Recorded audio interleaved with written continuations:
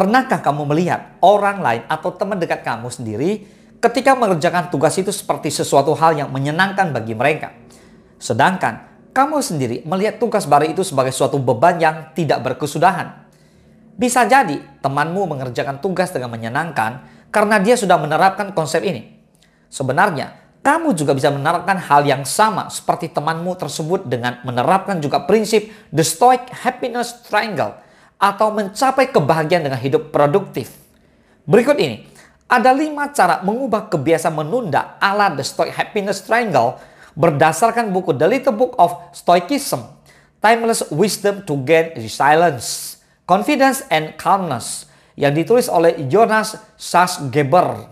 Let's talk about it.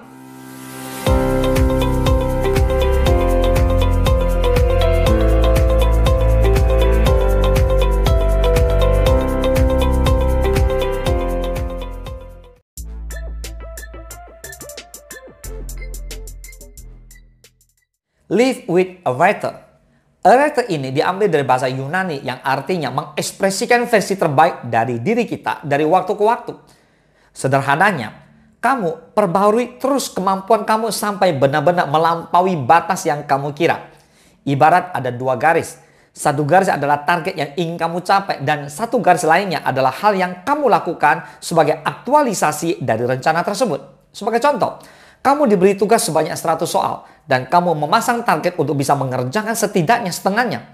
Ternyata kamu mampu hingga 60 soal. Akhirnya kamu merasa tertantang dan memasang target baru yang bisa lebih tinggi di lain waktu untuk mencapai garis batas diri kamu. Akhirnya tugas yang tadinya banyak bisa terselesaikan dengan menyicil.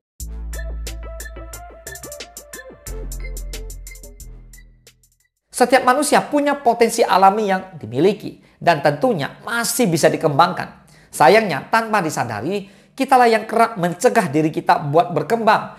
Itulah sebabnya Epictetus, seorang tokoh filsuf Stoa yang berasal dari Yunani, pernah berkata bahwa pendidikan yang layak adalah belajar untuk memanfaatkan sebaik-baiknya hal yang masih bisa kita kendalikan. Nah, kenapa setiap kali kita dikasih penugasan yang baru, reaksi kita tidak jauh-jauh dari mengeluh, tidak termotivasi, atau merasa terbebani?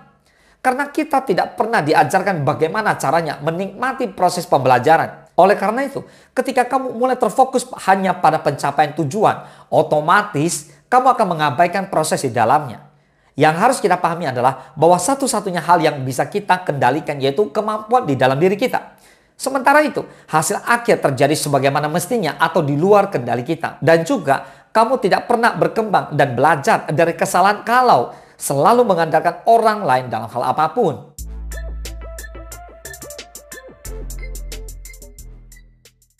Percaya tidak kalau setiap harinya kita hidup sama seperti game. Kita diberi bermacam pilihan dan pilihan yang dipilih adalah pilihan terbaik. Tapi ternyata tidak semua pilihan yang kita pilih adalah pilihan terbaik. Kamu bisa saja memilih produktif daripada prokrastinasi. Tapi karena kebetulan kamu lagi ingin istirahat, akhirnya kamu memilih suatu prokrastinasi. Sekali 2 kali sih ya tidak apa-apa. Tapi kalau sampai keterusan bisa bahaya. Pada dasarnya setiap pilihan yang kamu pilih akan berpengaruh dengan hal yang akan kamu lakukan. Termasuk keproduktifan. Sama seperti hal yang dikatakan Epictetus. Tidak ada namanya hal baik dan buruk kecuali kalau kita memilih untuk menjadikannya demikian. Jadi sebenarnya bisa saja kamu bukan tidak produktif. Tapi justru kamu yang tidak memilih untuk melakukan hal produktif sebagai suatu prioritas teratas. Oleh karena itu, mari mulai bertanggung jawab dengan pilihan diri kita sendiri.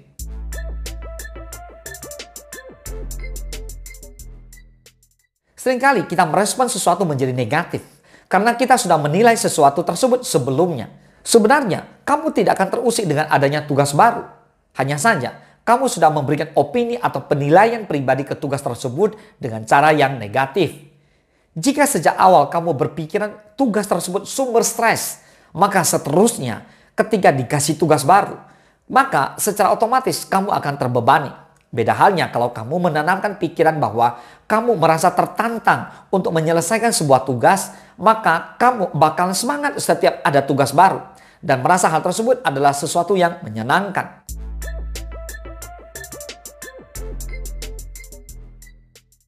Mempersiapkan daftar rutinitas dari pagi sampai malam tidak ada salahnya. Namun ada dua hal yang seringkali menjadi suatu kekeliruan dalam perencanaan kamu untuk menyiapkan hari. Nah, hal tersebut adalah kalau kamu malah menjadi keteteran dengan mencantumkan daftar pekerjaan yang kebanyakan, namun waktunya banyak dihabisin dengan waktu istirahatnya. Nah, jangan pernah mengambil waktu istirahat pada tugas yang nanggung ya. Selagi masih punya tenaga yang cukup untuk menyelesaikan tugas tersebut, maka selesaikanlah. Nah, itulah 5 cara mengubah kebiasaan menunda ala The Stoic Happiness Triangle atau mencapai kebahagiaan dengan hidup produktif berdasarkan buku The Little Book of Stoicism. Timeless Wisdom to Get Resilience, Confidence and Calmness yang ditulis oleh Jonas Salzgeber. Semoga bermanfaat. Salam sukses, dahsyat.